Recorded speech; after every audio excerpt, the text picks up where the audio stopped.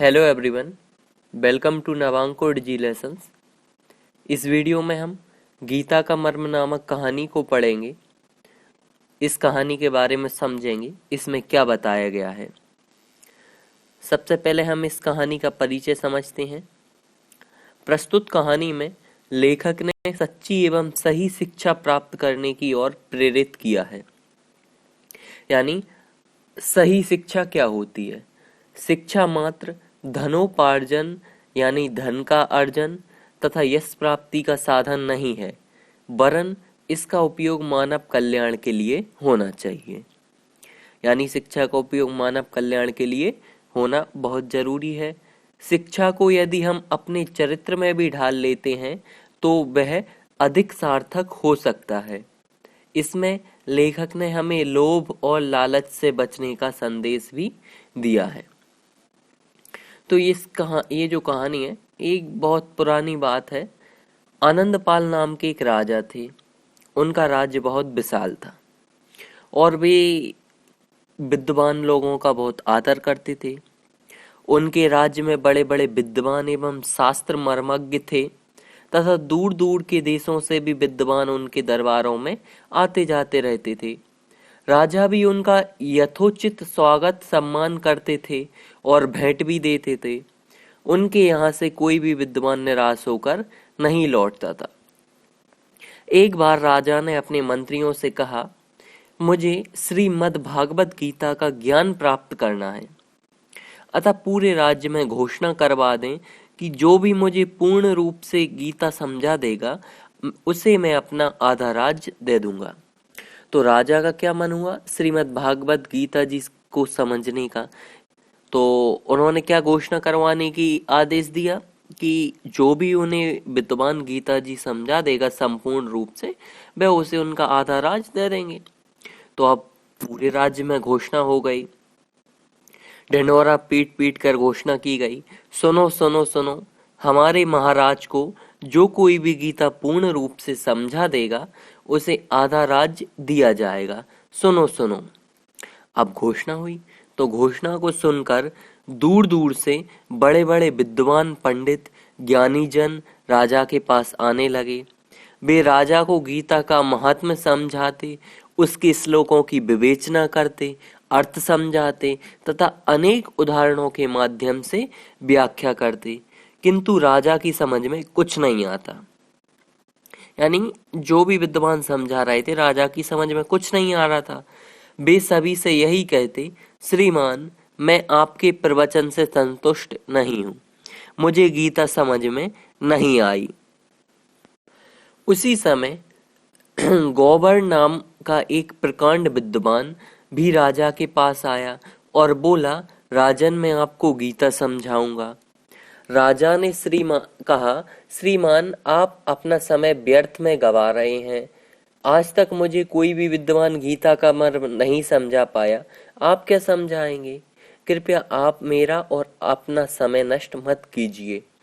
गौबर ने कहा, कृपया मुझे एक अवसर तो दीजिए महाराज, मैं आपको अवश्य संतुष्ट कर दूंगा।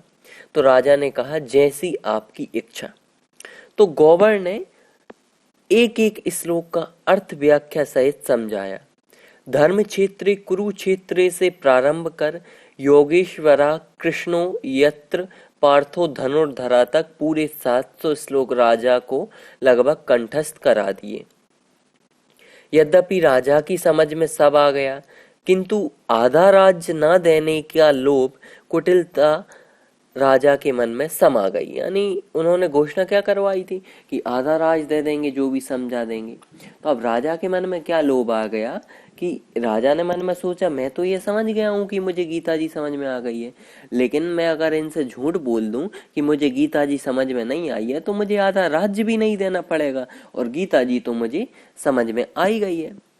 तो राजा ने कहा महाराज से कि मेरी समझ में कुछ नहीं आया श्रीमान।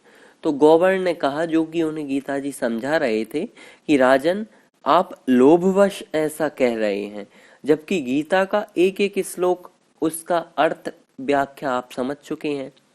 राजा ने क्रोध भरी वाणी में कहा, श्रीमान, वाचालता ना दिखाएं, आप अपना मार्ग ग्रहण करें। मैंने आपको बताया था कि आपसे पहले भी अनेक विद्वान यह प्रयास कर चुके हैं और सभी निराश होकर यहाँ से गए हैं। आपको भी मैंने पूर्व में ही मना किया था, आप मेरा और स्वयं का समय नष्ट ना करें। गौवर ने कहा, महाराज आप अशक्त भाषण ना करें, गीता की एक एक बात मैं आपको गहराई से समझा चुका हूँ। राजा ने कहा, असत्य भाषण मैं क्यों करूंगा, यह तो आप ही हैं जो मेरा आधा राज्य पाने के लालच में ऐसी बातें कर रहे हैं।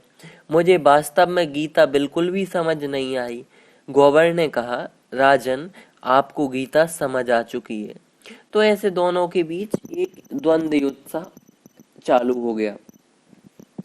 तो उसी समय वहां महायोगी विशाख आ पहुंचे। तो जो महायोगी विशाख थे दोनों की मध्यस्थता करने लगे। योगी राज विशाख ने राजा आनंदपाल से पूछा, राजन क्या आप गीता को समझे? राजा ने कहा, तपोनिधि नहीं, मैं कुछ नहीं समझा। फिर उन्होंने गौवर्ण से पूछा, श्रीमान आपने राजन को अच्छी तरह से गीता समझा दी है क्या? तो गौवर्ण ने कहा, हाँ मुनिवर, एक एक शब्द पद व अक्षर की व्याख्या करके समझाया है। महायोगी विशाख गौवर्ण से बोले, सच तो यह है कि आपने स्वयं ही गीता का मर्म नहीं समझा, अन्यथा आप आधे राज्य के लोभ के कारण इस प्रपंच में नहीं पड़ते, क्योंकि गीता तो निष्काम कर्म करने की शिक्षा देती है, फल प्राप्ति की आशा से कर्म करने की नहीं। राजन ने अर्थ नहीं समझा है, अन्यथा विद्वानों का मान सम्मान करने वाला राजा का व्यवहार इस प्रकार का नहीं होता। वास्तव में दूसरों को उपदेश देने का अधिकारी वही है जो स्वयं आचरण करता हो। ज्ञान या स्वाध्याय का अर्थ हमें स्वयं को जानना है। विद्या ग्रहण करने के बाद भी जिसने स्वयं को ना जाना वह उसी व्यक्ति के समान है जिसके पास नक्शा तो है लेकिन मार्ग नहीं सूझता। ज्ञान हमें क्या रास्ता बताता है, इससे हमारी शक्ति बढ़ती है। तो इस प्रकार से जो महायोगी विशाख थे उन्होंने दोनों को समझाया।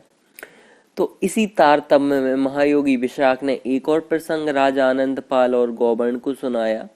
उन्होंने कहा, एक बार अर्जुन देवलोक में इंद्र के पास धनुर्विद्या प्राप्त करने के लिए पहुंचे। परीक्षा में पूर्ण रूपेण सफलता प्राप्त कर लेने पर इंद्र अत्यंत प्रसन्न होकर अर्जुन से बोले, अर्जुन तुमने अपने परिश्रम पुरुषार्थ और लगन से धनुर्विद्या प्राप्त कर ली है। अब जाओ और पृथ्वी को जीतकर चक्रवर्ती राज का सुख भोगते हुए यश का उपार्जन करो। इंद्र की बात सुनकर अर्जुन उदास हुए। उन्हें उदास देखकर इंद्र बोले, क्या बात है वत्स? अर्जुन ने विनम्रता पूर्वक कहा, धृष्टता क्षमा करें देव, विजय यश और राज्य भोगने के लिए मैंने धनुर्विद्या प्राप्त नहीं की है। तब इंद्र ने पूछा, तो फिर क्या करोगे इस विद्या का? अर्जुन बोले, हे देव, सत्य व न्याय की रक्षा, दुष्टों का दमन, असहायों की सहायता, नारी की रक्षा करने, निर्बल को सबल बनाने तथा धर्म की रक्षा हेतु मैंने धनुर्विद्या प्राप्त की है। इस प्रसंग ने राजा आनंदपाल के मन में हलचल मचा दी। उन्हें लगा कि राजा के रूप में उनका कार्य जन कल्याण होना चाहिए, राजभोग की लिप्सा नहीं। उनके मन में वैराग्य का भाव जागृत हो गया। उन्होंने संपूर्ण राजपाट गीता का मर्म सुनाने वाले पंडित गौवर्ण को देने की इच्छा की। उधर महाज्ञानी गौवर्ण सोचने लगे, मैं तो पंडित हूँ, राजभोग व आधे राज्य का लालच मेरे आत्म कल्याण के लिए उचित नहीं। अब उनके मन में भी विरक्ति पैदा हो गई और वे भी राजपाट के मोह से मुक्त हो गए। महायोगी विशाख ने दोनों के इस मंतव्य पर प्रसन्नता व्यक्त की। उन्हें आशीर्वाद देते हुए कहा कि अब आप दोनों ही गीता के मर्म को भली भांति समझ गए हैं। तो गीता के मर्म की कहानी को हमने पढ़ा, उसमें क्या समझा कि जो ज्ञान विद्या होती है, ज्ञान होता है, उसका असली लक्ष्य धन उपार्जन करना, यश करना नहीं है। उसका सही उपार्जन क्या है, धन लग, जो अपनी विद्या अपने ज्ञान प्राप्त करने का क्या है, हमें सही मार्ग पर चलना है, हमें सही कर्म करने हैं। तो उसी बात को इसी पार्ट में बताया गया है। तो इस वीडियो में बस इतना ही। नेक्स्ट वीडियो में मिलते हैं न्यू टॉपिक के साथ। Till then take care. Thanks for watching.